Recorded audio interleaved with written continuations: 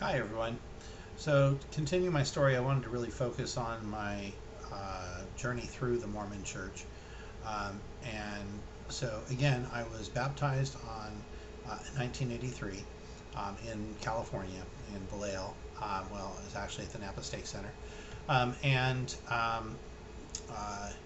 the girl I had been dating, she dumped me after I was baptized, and I kind of fell away from the church because I didn't feel comfortable going to the same ward her and her family attended.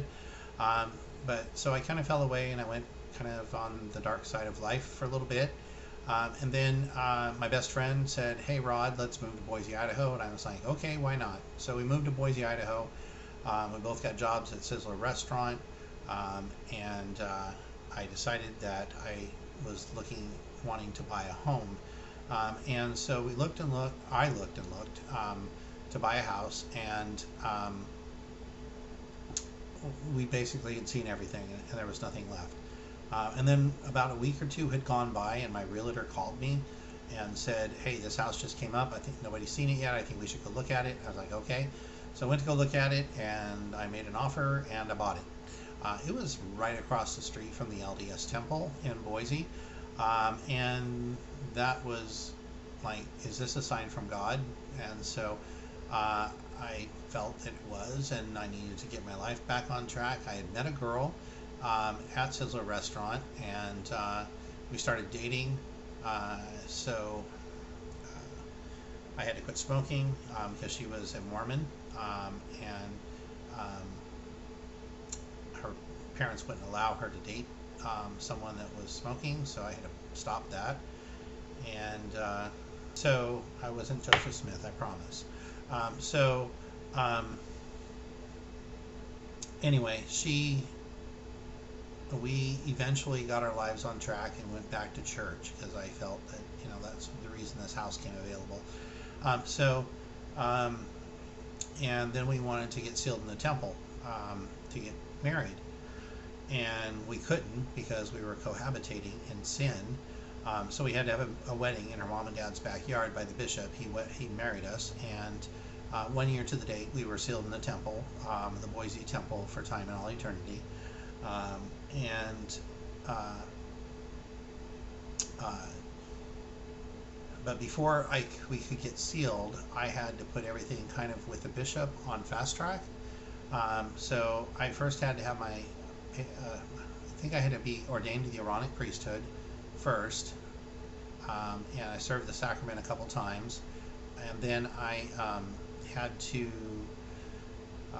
get ordained. I don't know if I think the Melchizedek priesthood came first, and then my patriarchal blessing came shortly after that, I believe.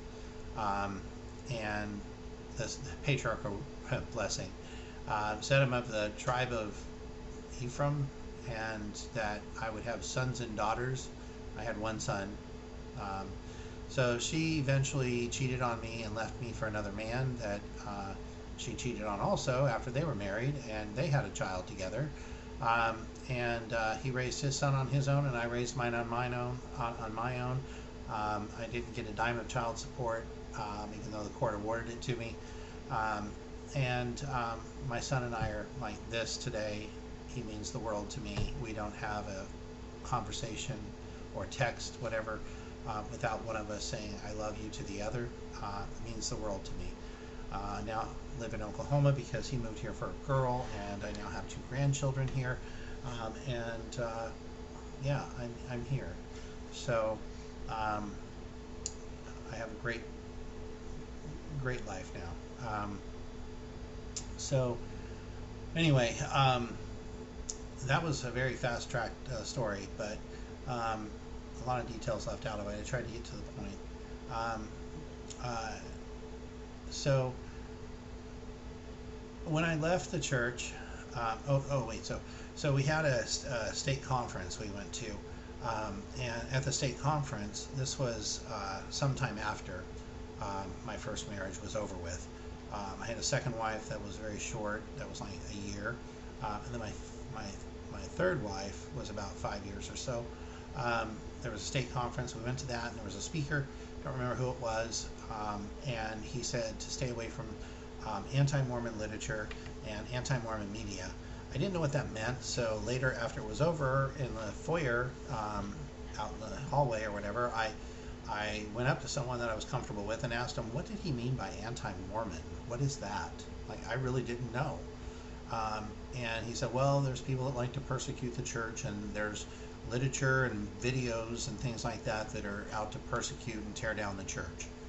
And I, coming from a Christian background, raised Pentecostal, Assembly of God, and going to a private Baptist school from first grade through seventh grade, I went back to my roots, and I went to the local family Christian bookstore, and they had a whole video rental section, rented Temple of the God Makers, God Makers 1, God Makers 2, and the Mormon Dilemma, which was covered in a previous video, and I had to leave. I couldn't stay a member of the church. So I wrote my letter to the bishop. The letter was signed by me, my third wife, and my son, asking for our names to be removed off the records of the church, even though my son was only a member of record because he was only blessed in a church blessing, a blessing that I gave him at the front of the chapel on fast and testimony meeting after he was born. But I still asked for his name to be cleared off the records. And I asked for the word excommunication not to be used.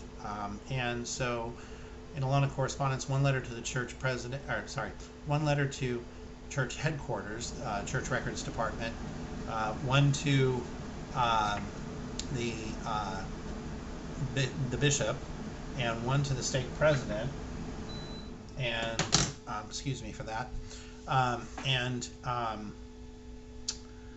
I eventually got correspondence from church headquarters saying that this has to be handled at the local level.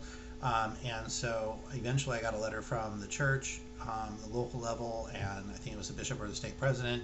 And then another one came that said I was being excommunicated.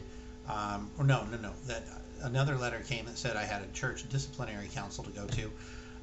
And so I went to the church. No, I didn't go. What am I saying? So I looked at that letter and I was like, this is on my birthday at 7 a.m. in the morning. I've written my 3 letters, and at that very moment, I am no longer under your authority. Did I go? No. That was the end of that. And I really felt a lead to, basically I made oaths and covenants in the temple to not reveal the things that I had learned in the temple outside of the temple, and I felt the only way to break those oaths and covenants was to reveal everything I had learned in the temple.